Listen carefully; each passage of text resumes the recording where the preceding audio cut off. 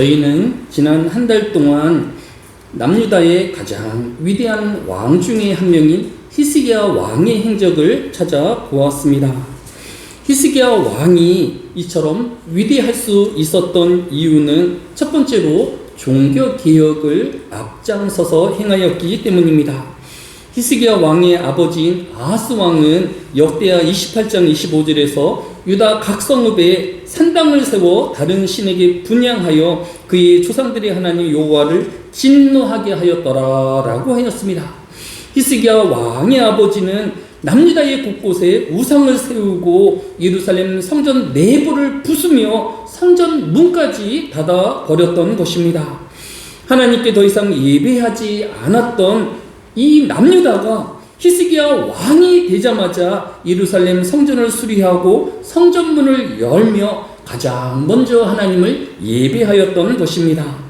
역대하 29장 30절에 보면 히스기야 왕이 귀인들과 더불어 레위 사람들을 명명하여 다윗과 선견자 아사의 시로 여호와를 찬송하게 하매 그들이 즐거움으로 찬송하고 몸을 굽혀 예배하니라 라고 하였습니다.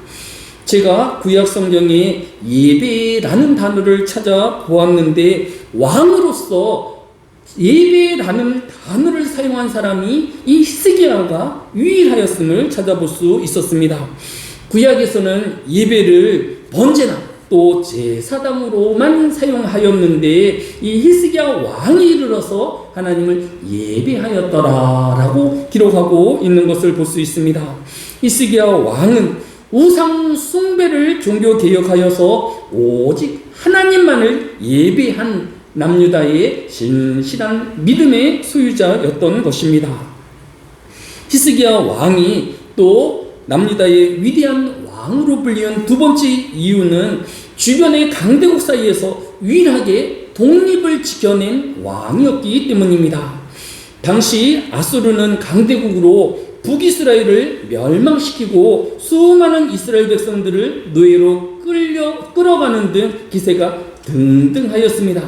이제 남유다도 예외가 아니어서 산헤립이 대군을 이끌고 예루살렘을 포위하여 멸망당하기 직전이었습니다.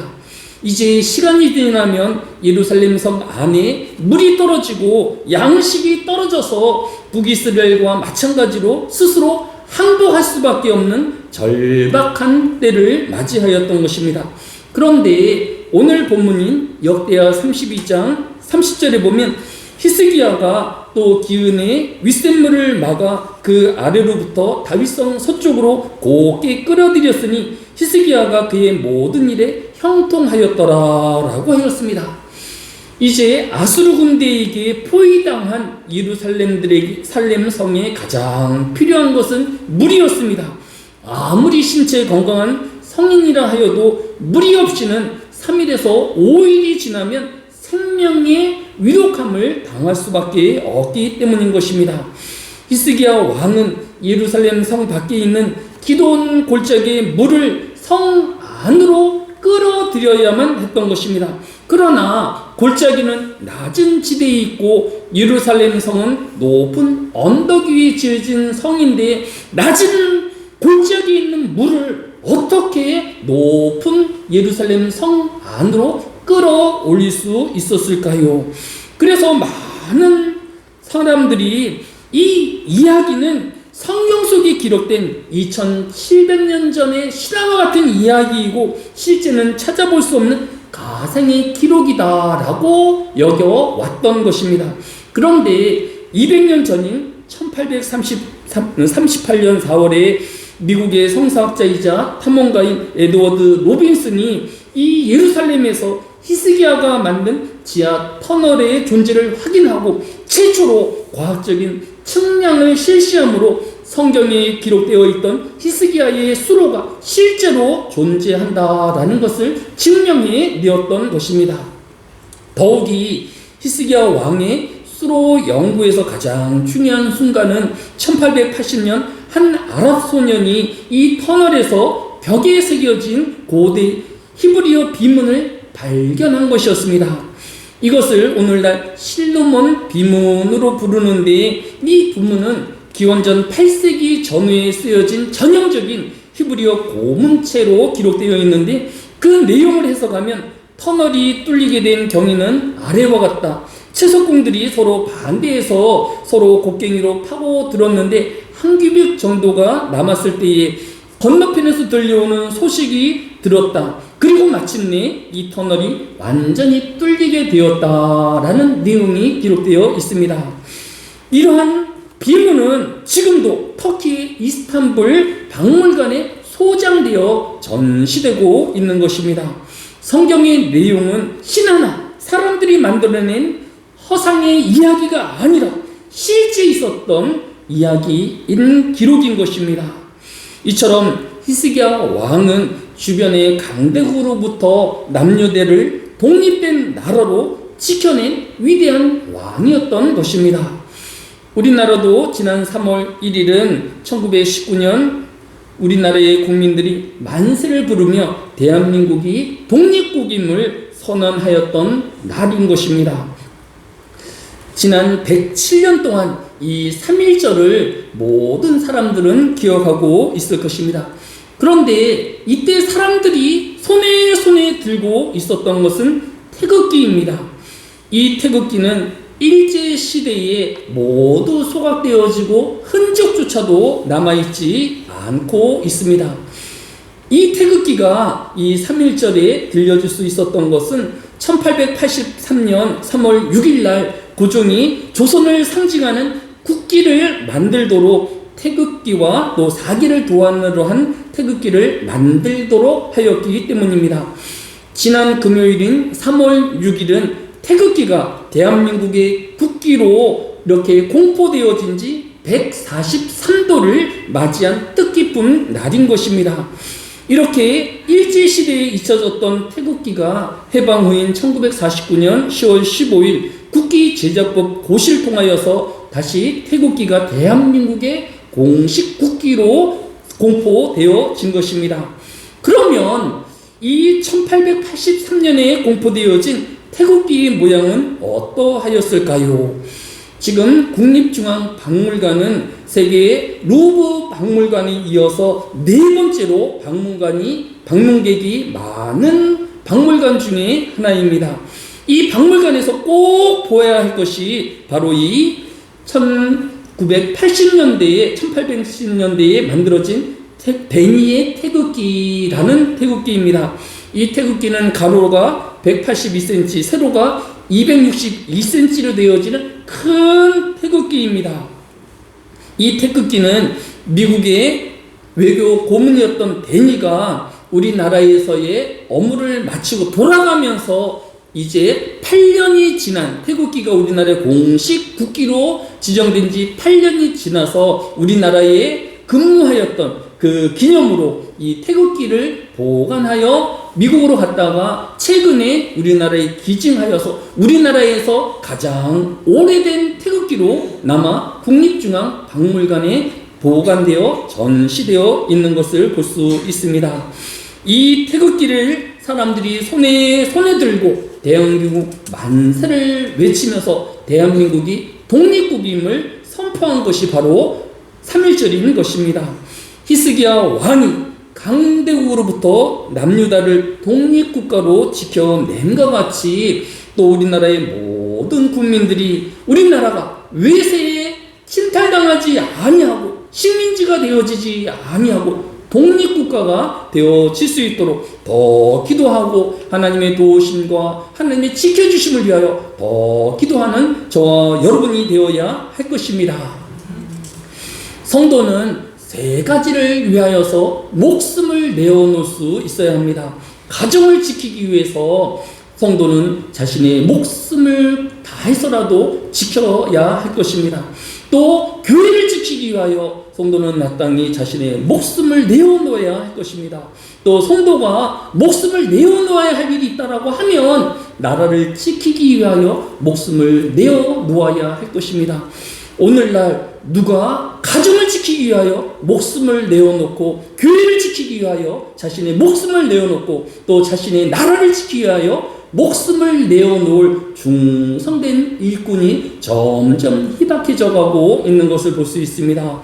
우리는 목숨을 다하여 가정을 지키는 자가 되어지며 교회를 지키는 자가 되어지고 나라를 지키는 중성된 일꾼 되어지시기를 예수님의 이름으로 축복합니다. 끝으로 히스기야가 위대한 왕으로 불릴 수 있었던 것은 자신의 죄와 허물을 인하여서 하나님 앞에 나아가 겸손하게 눈물로 회개한 왕이었기 때문입니다. 열왕기하 20장 10절에 보면 히스기야가 대답하되 그림자가 10도를 나아가기는 쉬우니 그리할 것이 아니라 10도가 뒤로 물러갈 것이니이다 하니라 라고 하였습니다. 하나님은 이사야 선지자를 통하여서 히스기야의 회개의 기도를 들으시고 그의 질병을 고쳐주시며 그의 수명을 15년 더할 것을 일형표를 뒤로 10도나 물러나게 하는 징표를 보여주심으로 하나님의 언약의 신실함을 보여주셨던 것입니다. 오늘날의 모든 성도도 해야 할 많은 일들이 있겠지만 무엇보다도 자신의 죄와 허물을 가지고 하나님 앞에 나아가 회개하며 눈물로 하나님의 용서를 구하는 저와 여러분이 되어야 할 것입니다. 예수님이 이 땅에 오셔서 가장 먼저 선포하신 말씀이 무엇입니까? 마태복음 4장 17절에 이때부터 예수께서 비로소 전파하여 이르시되 회개하라 천국이 가까이 왔느니라 하시더라 라고 말씀하신 것을 볼 수 있습니다. 예수님은 이 땅에 가장 먼저 회개할 것을 외치시며 가르치셨던 것입니다. 뿐만 아니라 이 예수님의 가르침을 받은 제자들이 전한 말씀이 무엇일까요? 마가복음 6장 12절에 보면 제자들이 나가서 회개하라 전파하고 라고 하였습니다. 예수님의 제자된 모든 성도들은 주변에 있는 모든 사람들에게 그들이 가지고 있는 죄와 허물을 하나님 앞에 회개할 것을 외치는 복음의 전도자들이 되어야 할 것입니다. 뿐만 아니라 요한계시록 3장 19절은 물은 내가 사랑하는 자를 책망하고 징계하노니 그러므로 내가 열심을 내라 회개하라 라고 권면하고 있는 것을 볼 수 있습니다.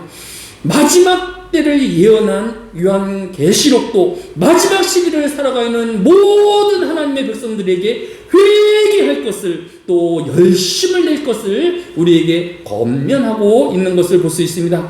끝까지 하나님께 충성하며 또 우리 죄와 허물을 인하여 하나님께 더 가까이 나아가는 저와 여러분 되어지시기를 예수님의 이름으로 축복합니다. 오늘 역대하 32장은 히스기야의 마지막 행적을 기록한 장이라고 하였습니다.